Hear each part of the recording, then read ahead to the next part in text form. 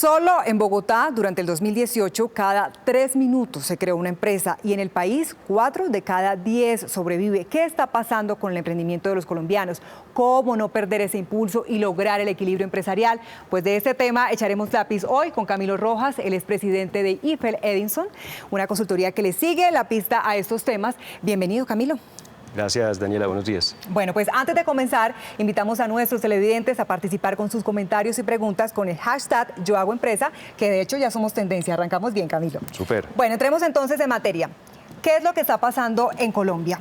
¿Cómo es posible que en los últimos 5 años 1.075.908 empresas se crearon, pero a la vez desaparecieron 1.011.613? ¿Qué pasa? Sí, mira, Daniela, que estos números son bastante interesantes y hay que reflexionar sobre ellos, porque si miramos eso y lo asociamos al número de colombianos que somos, pues aproximadamente 50 millones de colombianos, pues estaríamos hablando que prácticamente de cada 5 personas una estaría dispuesta a hacer empresa. Sin embargo, también por el camino, pues muere un 90 o 95% de las compañías que se fundan, y eso básicamente está dado por factores externos e internos de la compañía, que es importante que analicemos a continuación. Hay otro dato interesante que quiero agregar, Camilo, y es que en los últimos 20 años solo el 5% de estas empresas se mantiene. Es decir, es difícil entonces permanecer o ser constantes con este tipo de empresas. Cuando hablamos de empresas, ¿qué tipo de empresas son las que están creando los colombianos? Bien.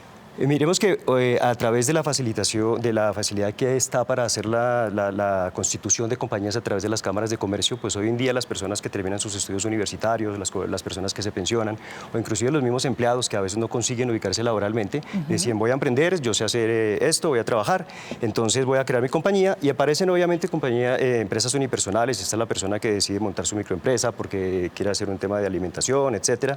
También sociedades nuevas donde dicen: oiga, me voy a asociar con esta persona que complementa lo que yo sé hacer, vamos a constituir una sociedad por acciones simplificadas, vamos a construir una sociedad anónima, una sociedad limitada, pero inclusive también hay sociedades consolidadas, hay empresas que ya están consolidadas en el mercado y que deciden crear nuevas razones sociales sencillamente para comercializar un nuevo producto, para abrir una línea nueva de negocio temporalmente, y eso también influye al final en que se analice el por qué se crean y luego al finalmente se cierran. Bien, hay algo muy particular que ocurre en Bogotá, y es que en el 2017 la ciudad terminó con 728.784 empresas, en el 2018 terminó con un poco más, pero no pasó de las 800.000, y en promedio, esto es asombroso, cada 3 minutos se creó una empresa. ¿Qué está pasando? Mira que tiene que ver mucho con lo que mencionábamos ahora, y es que se han simplificado los procesos administrativos. Tú sencillamente tomas hoy la decisión de crear tu compañía y mañana, al final del día, tienes constituida tu empresa. Son trámites que se pueden hacer vía web. Entonces, eso ha incentivado, de cierto modo, el que las personas se sientan motivadas a emprender, pero como nos sucede usualmente a los latinos, el impulso inicial se pierde por el camino, porque nos desmotivamos muy fácil. A veces tenemos paciencia para ser empleados en una compañía por 5, 10, 15, 20 años y entendemos que hay que ir progresando paulatinamente, pero cuando nos vamos al mundo empresarial y emprendemos y creamos una organización y creamos una compañía, vemos que entonces queremos hacernos ricos al día siguiente y no entendemos que finalmente constituir una empresa es de paciencia, es de perseverancia y que las utilidades se ven a futuro. Ahí ya entonces es otro cuento. Vea, como muestra de ello, solamente el 40% de las empresas sobrevive. Usted ya estaba hablando justamente de esas debilidades y me estaba mencionando la paciencia, Camilo. ¿Cuánto tiempo se necesita para que mi empresa ya empiece a generar utilidades? Bien, algo importante aquí es que esto podría ser sinónimo de paciencia, pero también de perseverancia. Dependiendo, por supuesto, del sector en el que nos desempeñamos y los productos o servicios que vamos a ofrecer en el mercado, tenemos que entender que cuando iniciamos un negocio, el negocio no es inmediatamente próspero y que hay que convivir inclusive con que el flujo de caja va a tardar en recibirse. Una cosa es cuando una compañía se funda, pues tienen que entender que hay que empezar a pagar una nómina, pagar un arriendo, pagar impuestos, etcétera, pero que al final hay un proceso en el que tienes que mirar cuáles son tus clientes potenciales, cautivarlos con tus productos, que esos potenciales clientes te compren tus productos, pero cuando logras vender tus productos en algunos servicios, envías la factura y realmente recibes el ingreso hasta 60 o 90 días después. De hecho, claro, es un tema de inversión inicialmente, pero ¿cuántos años aproximadamente se necesitan para que...? Hay negocios inclusive que son prósperos a los 6 meses, pero hay negocios que hay que ser conscientes que para que veas una utilidad como la que esperas, tienes que esperar 4 o 5 años para efectivamente verla. Bueno, Camilo, 4 o 5 años, es bastante el tiempo de todas maneras. Así es. Bien, queremos conocer qué están en este momento compartiendo nuestros televidentes con el hashtag Yo Hago Empresa. Dice, yo hago empresa, obviamente no. Crear empresa en Colombia es de lo más complicado que hay. Más allá de los trámites, lo realmente complejo es asumir el pago excesivo de impuestos. El pago de parafiscales, costos, etcétera. Cada vez se puede generar menos empleo en Colombia. ¿Qué piensa de eso, Camilo? ¿Qué le respondemos? Mira que es importante con lo que mencionan los televidentes, que efectivamente uno escucha muy en el común decir, oiga, es que generar empleo en Colombia es un castigo. Es que por cada empleo que yo genero tengo un sobrecosto del 40 o 60%. Eso es cierto, pero también hay que ser consciente que las últimas reformas tributarias, las últimas reformas laborales, sobre todo pues las tributarias que salen usualmente cada 2 años, han aliviado los costos de los empresarios. Aunque han castigado de cierto modo las tasas y han incrementado las tasas impositivas de los empleados, a los empresarios se les ha buscado darles oxígeno en sus costos laborales. Hoy en día empleados que devenguen menos de 10 salarios mínimos, las compañías no tienen que hacer aportes a la salud, al SENA, al ICBF, porque el gobierno apoya obviamente los emprendimientos y busca que los empresarios sean prósperos. Finalmente, si las empresas son prósperas, pues la economía se dinamiza y la economía obviamente tiende a crecer. Pero Camilo, entonces, ¿qué es lo que está pasando? ¿Hay desconocimiento de pronto? ¿Nos falta si es interés propio o a la misma Cámara de Comercio, al gobierno, promover más este tipo de procedimientos para que no la vean tan complicada, tan difícil? Hay desconocimiento, hay apoyos para los emprendedores, hay información que obviamente nos quedamos con la información que escuchamos en el pasillo y nos asesoramos de expertos que obviamente tienen la información actualizada y la información a la mano y que han apoyado a otras empresas. Entonces, lo importante que entender es que sí hay retos, que sin duda no es fácil. Ser empresario es una labor loable, ser empresario es una labor retante. Si fuera fácil, pues no sería gratificante. Hay retos, hay oportunidades y obviamente lo importante es desde un inicio hacer una planificación estratégica de la compañía que al final le permita solventar los retos, convertir esas debilidades o ese entorno que pueda ser crítico generar empresa en oportunidades. Hablando entonces de la lista de lo que nos falta, hablaba usted sobre costos laborales. ¿Qué pasa con ese empresario? Este es uno de los hitos más críticos para que una empresa decida cerrar sus puertas en los 5 años, porque efectivamente cuando contratas a una persona pues hay que pagar prestaciones sociales, seguridad social, aportes a las entidades parafiscales.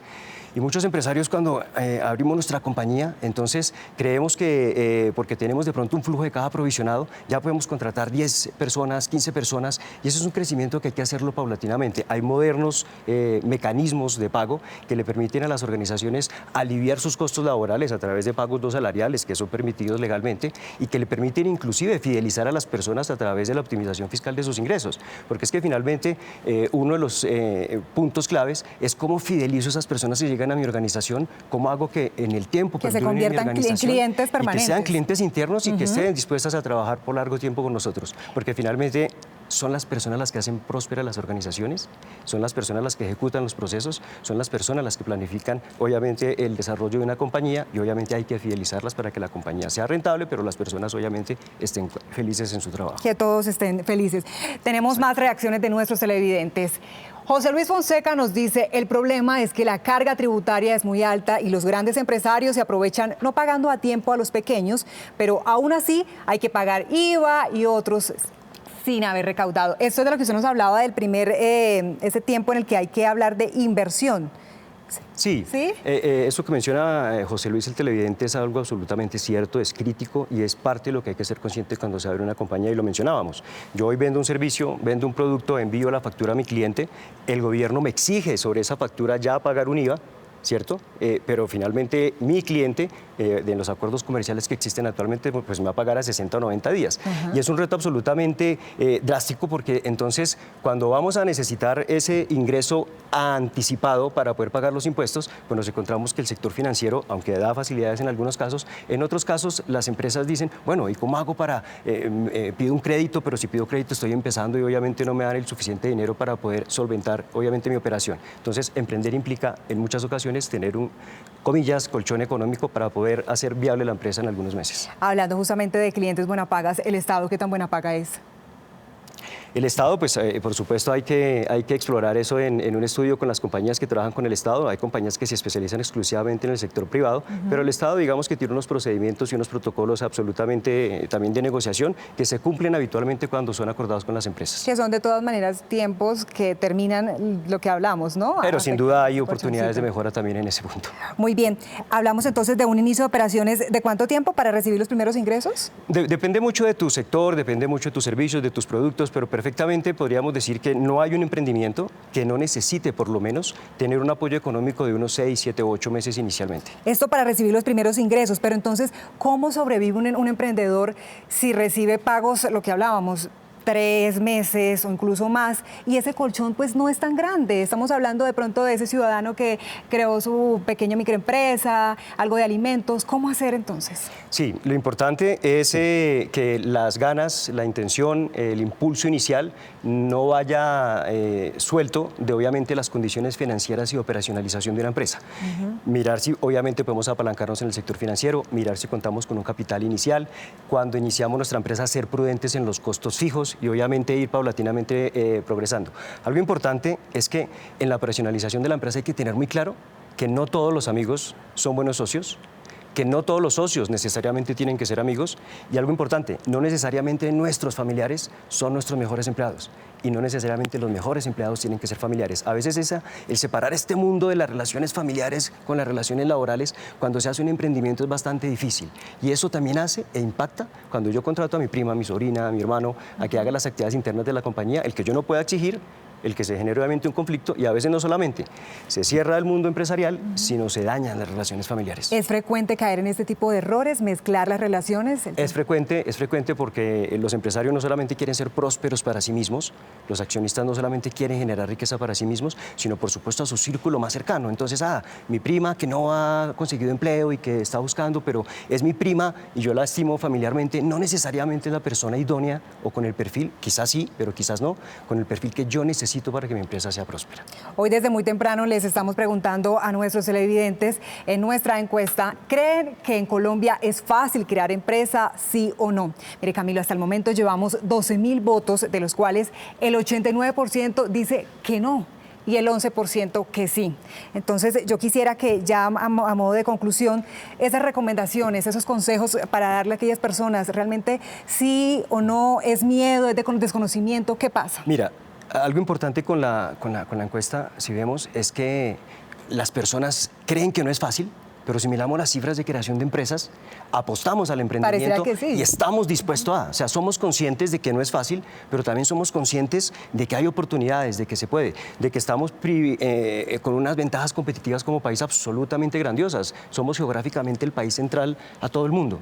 Entonces hay oportunidades, sí, hay retos, sí, consejos, por supuesto, ser prudentes, ser pacientes y sobre todo también, cuando nos asesoramos de expertos, recibir una asesoría integral. A veces cuando miramos los mundos laborales, el tributario, el contable, la nómina que tengo que pagar. Buscamos asesorías independientes que hace finalmente que cuando uno lo mira como un solo mundo, que es la empresa, ¿cierto? Al final, si lo miro y busco las asesorías independientemente, lo que puede estar diciendo un tema laboral puede estar contradiciendo lo que dijo el tema tributario. Entonces, sugerencias y recomendaciones.